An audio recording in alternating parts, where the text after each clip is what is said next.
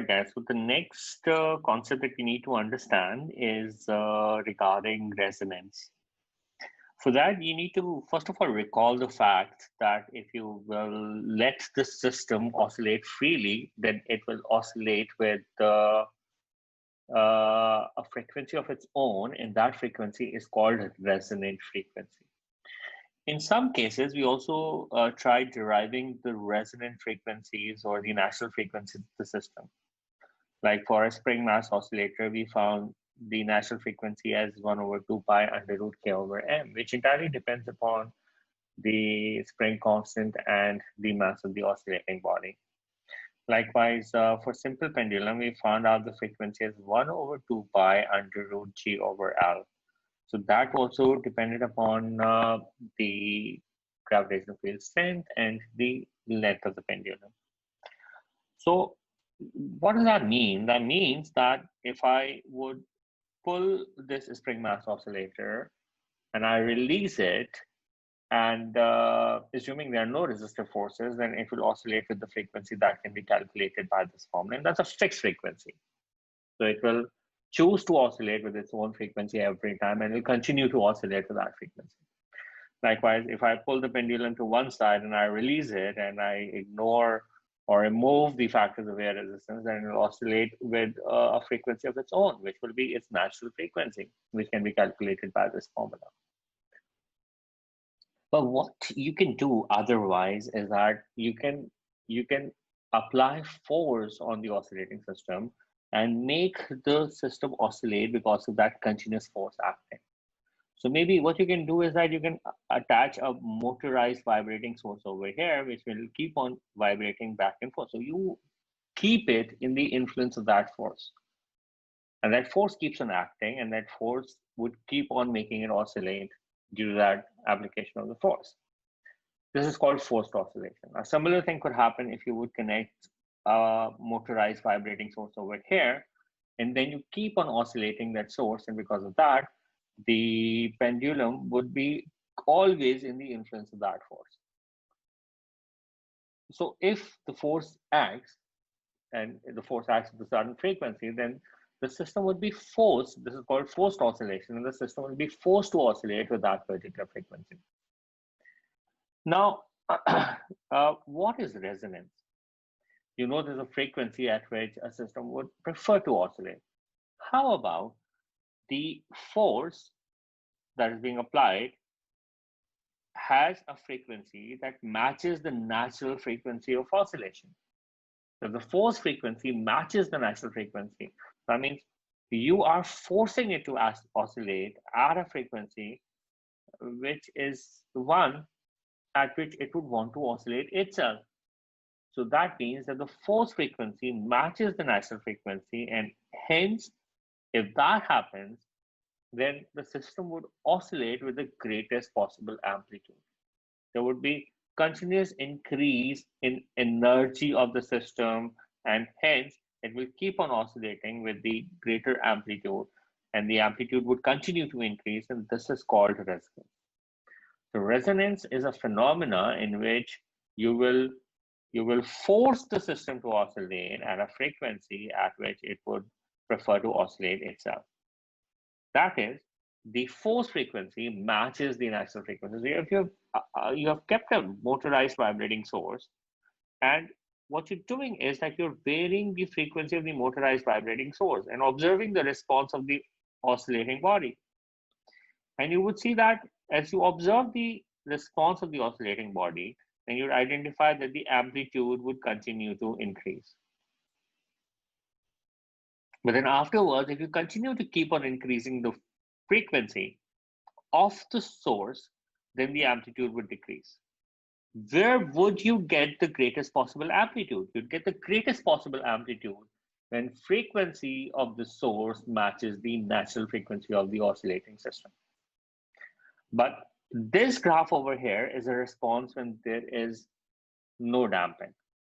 And if there is damping, then of course the amplitudes are going to be slightly lower. That's because some energy would be drained out.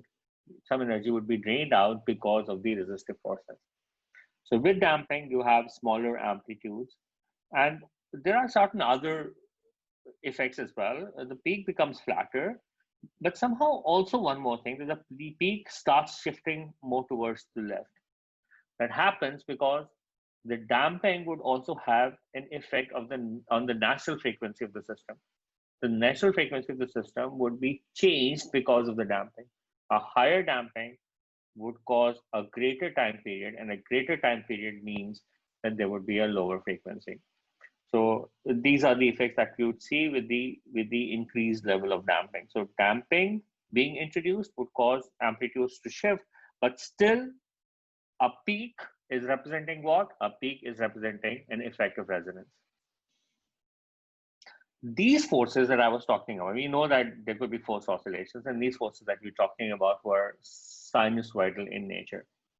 What does that mean? That means that the force would be increasing, decreasing, changing direction. And if you would make a force graph with respect to time, then this is how the force variation is going to be like. The force, because it's an oscillator, so as the source is an oscillator, it'll keep on oscillating.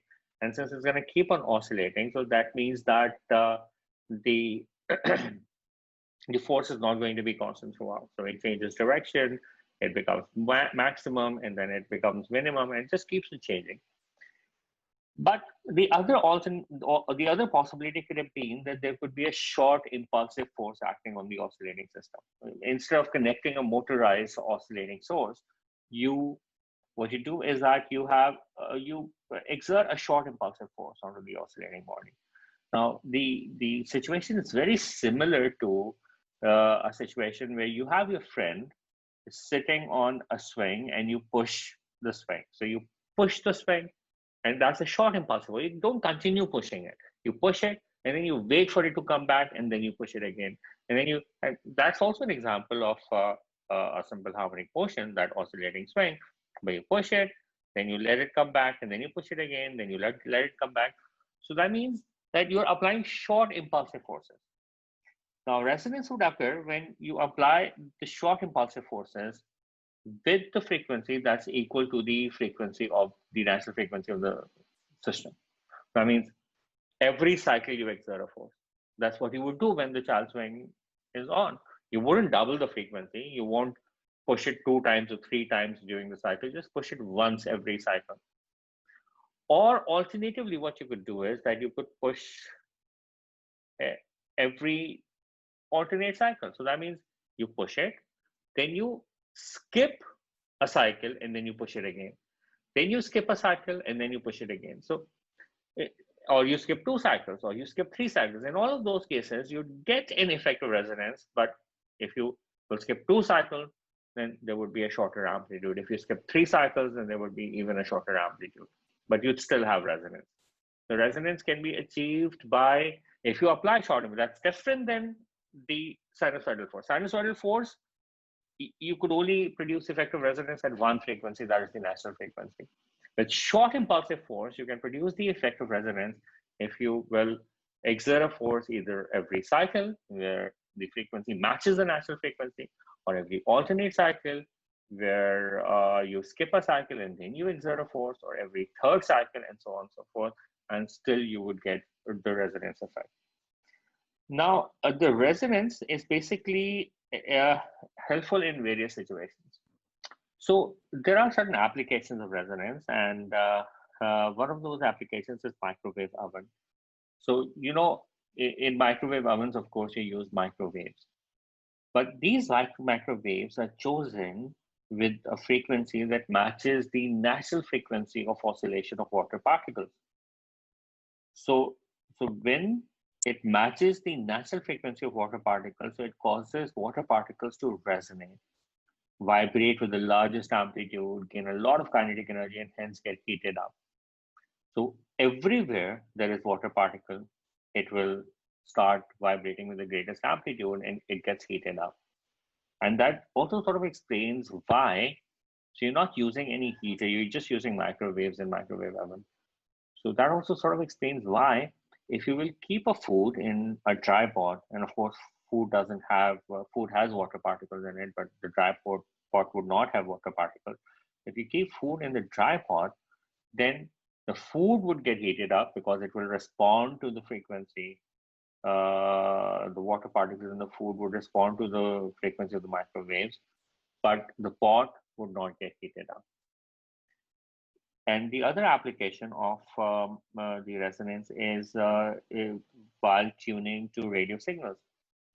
Now, this is a concept we are going to discuss later on as well. But what you need to understand is that when you talk about tuning to microwave signals or radio signals, the idea starts from tuning to a particular radio station.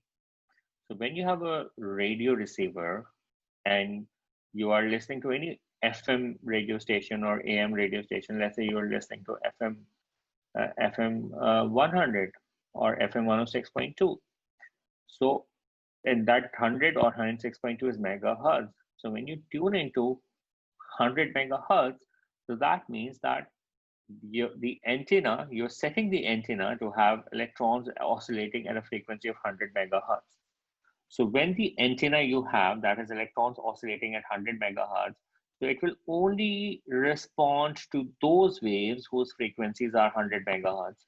And all the other waves are going to be ignored or rejected. And that's how a particular radio receiver would respond to only one frequency and rejects all the other frequencies. And that is what happens.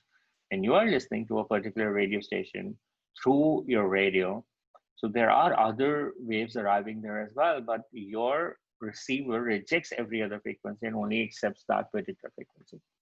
And that's a little, I would say that that's a little older technology, but quite recently we could talk about our mobile phones. So even if 5 persons in the room would make a phone call simultaneously, then every person's signal would interact with his phone.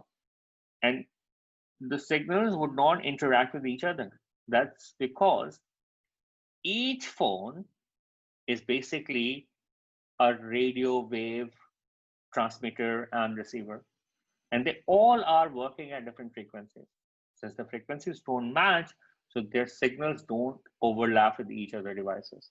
So each handset is responding to only its own frequency because it has electrons oscillating with the frequency that needs to be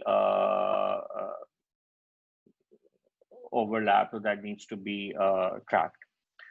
So that is what happens in case of radio and microwave transmitters. Now, you might have heard that an opera singer can possibly break a glass with her sound. It's not the intensity, but it's actually the frequency. So what an opera singer is good at is varying the frequency of her sound and matching it with the frequency of the glass particles. And when it matches the frequency of the glass particles would oscillate with the largest possible amplitude, and that would cause the resonance, and hence the glass would shatter. And that is how it actually works. So a lot of opera performers are able to break the glass, and the quality of the sound is that they're able to vary the frequency and to try and match that frequency with the natural frequency of vibration of the glass particles. In some cases, we've talked about resonance is helpful, but resonance could be quite devastating as well. So we need to avoid resonance in certain situations. Like if you have a hanging bridge, you wouldn't want that hanging bridge to oscillate with the resonant frequency, because in that case, the bridge may collapse. So the construction of the bridge is done in such a way, and its physical parameters are maintained in such a way that the frequency, the natural frequency of these bridges would never be such that they could be made to oscillate by the gushes of wind with the same frequency, because that way they would resonate and that can cause these bridges to collapse.